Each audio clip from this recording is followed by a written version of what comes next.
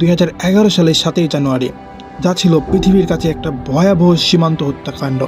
ভারতীয় সীমান্তরক্ষী বাহিনীর সদস্যরা ফেলানী খাতুন নামের একজন কিশোরীকে গুলিবিদ্ধ করে হত্যা করে। এই ঘটনাটি বিশ্বজুড়ে আলোড়ন সৃষ্টি করেছিল। মানবাধিকার সংস্থাগুলো তীব্র নিন্দা জানিয়েছিল এই ঘটনার। ফেলানী খাতুন বয়স 14 বছর, তার বাবার সাথে ভারতে থাকতো। তার বাড়ি ছিল বাংলাদেশের কুড়িগ্রাম জেলার নাগেশ্বরী উপজেলায়। ফেলানীর বিয়ে ঠিক হওয়ার পর সে তার বাবার সাথে বাংলাদেশ ফিরে আসছিল।